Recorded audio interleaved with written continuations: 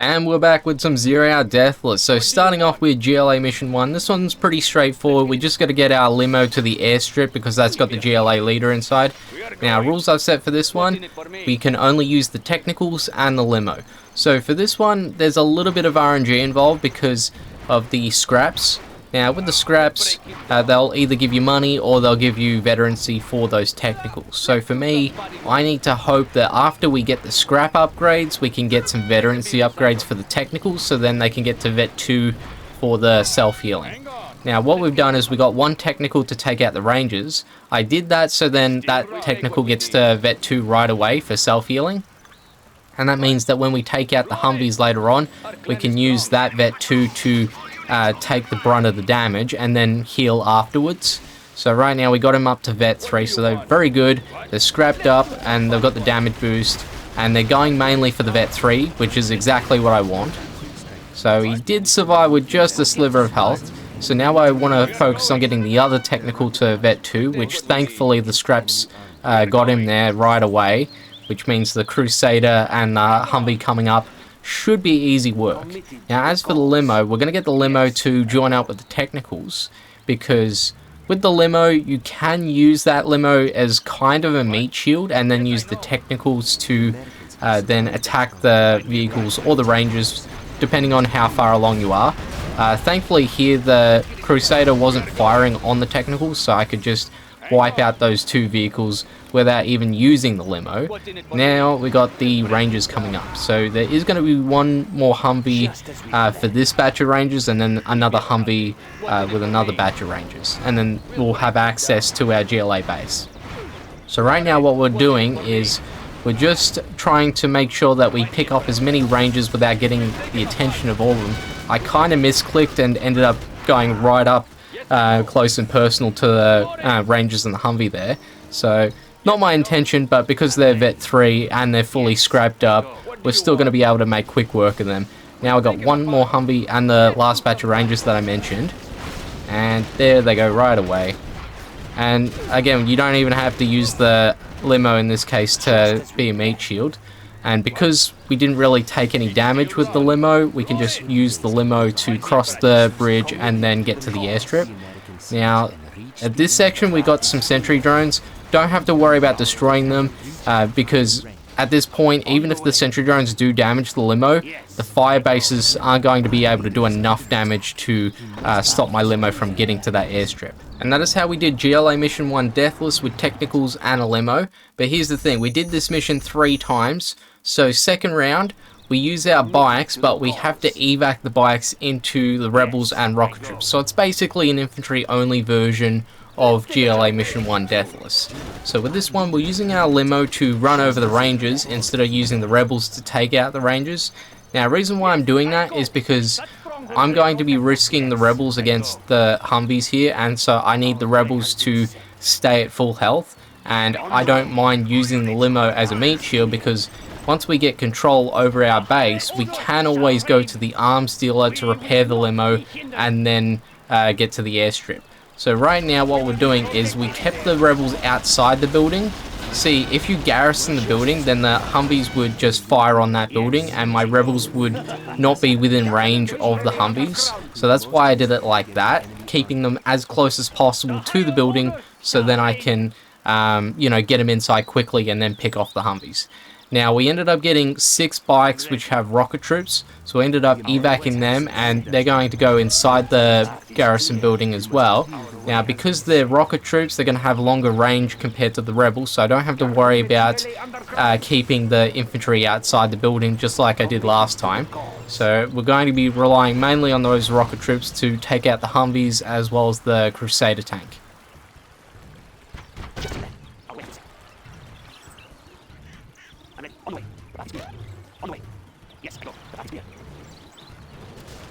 So the Humvee got a little bit stuck here. This hadn't happened in other attempts. So I was like, oh, okay, what do I do? So I ended up getting the limo to move to the bridge again. I was sort of trying to help the Humvee along in trying to get it destroyed. Doesn't really matter if it took a little bit longer to destroy the Humvee because we were waiting on the USA Rangers as well. Now we got 4 rebels inside the garrison building. You could play around with the numbers. You could maybe do like 6 rebels or 8 rebels, just so you could take out those Rangers more easily. Really personal, it's your personal preference. I found that 4 rebels and 6 rocket troops works just fine.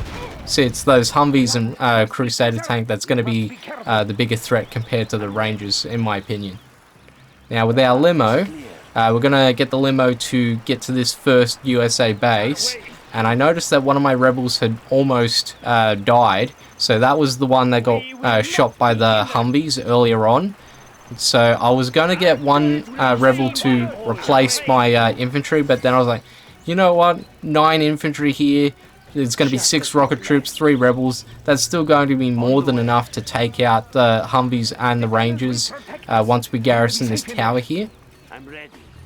So now that they're going to go inside the tower, we're now going to get the limo to lure out the next batch of Rangers and Humvee. So that was very good. I was able to lure out that Humvee without taking any damage there, which is good because, I mean, if I wanted to try and do this fast, then I'd want to try and keep the limo at, I'd say, around 2/3 health.